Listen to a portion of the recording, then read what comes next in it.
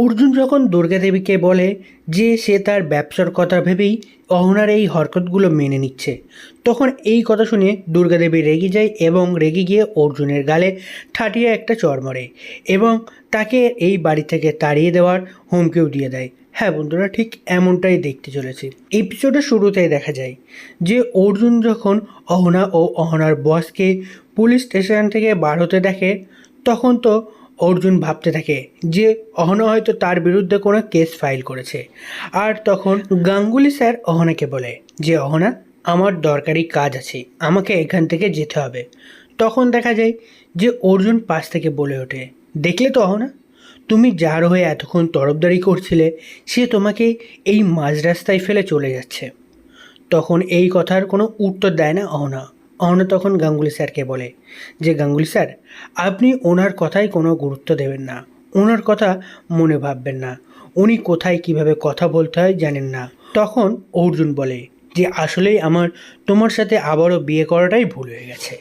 তখন এই কথা শুনে অহনা বলতে থাকে যে অর্জুন, ভুল যখন করে ফেলেছেন তখন সেই ভুলটা শুধরে ফেলুন, আর নয়তো আমি সেই ভুলটা শুধরে ফেলবো।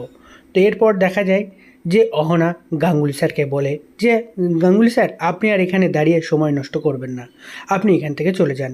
এরপর দেখা যায় যে গাঙ্গুলি স্যার তার গাড়িতে বসে এবং সেখান থেকে চলে যায়। আর এদিকে তখন সেখানে অহনা ও অর্জুন দুজনেই দাঁড়িয়ে থাকে। অহনা তখন রাগান্বিত চোখে অর্জুনের দিকেই তাকিয়ে থাকে, এদিকে অর্জুনও অহনার দিকেই তাকিয়ে রয়েছে। এরপর দেখা যায় যে সকলেই সেখান থেকে চলে যায়।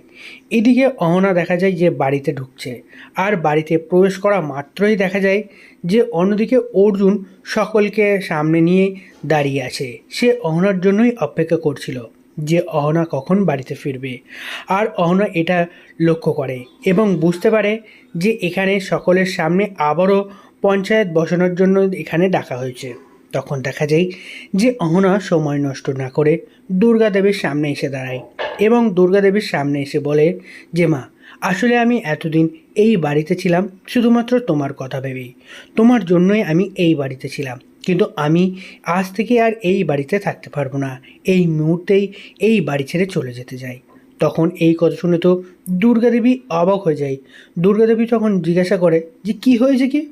অর্জুনও যখন থেকে বাড়ি এসেছে তখন থেকে ও মুখ গোমড়া করে দাঁড়িয়ে আছে।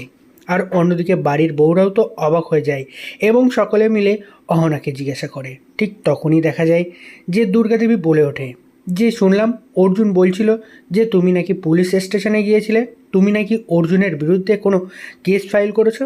তখন এই কথা শুনে অহনা বলতে থাকে যে দেখো মা, আমি তো ওনাকে এমন কিছুই বলিনি, উনি যদি নিজের মনে ভেবে নেয় এসব কথা তাহলে তো আমার কিছু করার নেই। আমি আমার বসের সাথে থানায় গিয়েছিলাম অফিসের একটা দরকারি কাজের জন্য। তখন দেখা যায় যে পিছনে দাঁড়িয়ে থাকা পূজারিনী বলে ওঠে, তাহলে তুমি থানায় গিয়েছিলে, তুমি কি থানায় গিয়ে নিজের স্বামীর বিরুদ্ধে কোনো এফআইআর করেছো, নাকি এই বাড়ির অন্য কোনো সদস্যের বিরুদ্ধে এফআইআর করেছো? তখন দেখা যায় যে পূজারিনীর এই কথা শুনে অহনা পূজারিনীর দিকে এগিয়ে আসে এবং পূজারিনীর সামনে দাঁড়িয়ে পূজারিনীকে বলে যে ও আচ্ছা, তাহলে তোমার কি মনে হয় যে এই বাড়িতে এমন কোনো লোক আছে যার বিরুদ্ধে আমি এফআইআর করতে পারি? আর কেই বা আছে, কার বিরুদ্ধে বা এফআইআর করব? আর কে এমন কিছু করেছে যার জন্য তার বিরুদ্ধে এফআইআর করা যাবে? তখন এই কথা শুনে পূজারিনী বলে, না আসলে আমি এমনিই বলেছিলাম, আমি তো ভেবেছিলাম হয়তো তুমি কারোর বিরুদ্ধে এফআইআর করার জন্যই গিয়েছো। আমার তো বিশ্বাসই হচ্ছে না যে তুমি নিজের অফিসের কাজের জন্য তুমি থানায় গিয়েছিলে। ঠিক তখনই দেখা যায় যে হঠাৎ করেই পিছনে দাঁড়িয়ে থাকা অর্জুন বলে ওঠে যে মা, তুমি কি বলছো বলো তো, আর তুমি কি ভাবছো? তুমি কি জন্য অহনার এই হরকতগুলো মেনে নিচ্ছ? তুমি কি তোমার ব্যবসার ভালোর জন্য তুমি অহনার এই হরকতগুলো মেনে নিচ্ছ? তখন অর্জুনের এই কথা শুনে তো সকলেই অবাক হয়ে যায়। দুর্গাদেবী তখন নিজেকে আর সামনে রাখতে পারে না। দুর্গাদেবী তখন ছুটে আসে অর্জুনের কাছে এবং অর্জুনের কাছে এসেই অর্জুনের গালে সজোরে এক ঠাটিয়ে চড় মারে এবং অর্জুনকে বলতে থাকে যে অর্জুন, তুই কিন্তু এখন যা ইচ্ছা তাই বলে যাচ্ছিস, মুখে যা আসছে তাই বলছিস। তুই কি যা বলছিস সেগুলো কি ভেবে কথা বলছিস? আর তুই জানিস এই বাড়িতে এখন তোর প্রয়োজন নেই, তোর থেকে বেশি প্রয়োজন এই ছোট বউয়ের, কারণ ওর জন্যই এই বাড়িতে এখনও শান্তি শৃঙ্খলা বজায় আছে। নাহলে তো কবেই এই বাড়ি থেকে শান্তি শৃঙ্খলা সব কিছুই উড়ে যেত। আর তুই তুই তো সকালে বেরিয়ে যাস অফিসের জন্য, আর বাড়ি আসিস, আর বাড়িতে আসতে না আসতেই বাড়িতে ঝামেলা শুরু করে দিস। তুই কি করে ভাববি এই পরিবারের কথা? তুই কি চাস যে এই বাড়িতে শান্তি শৃঙ্খলা বজায় থাকুক?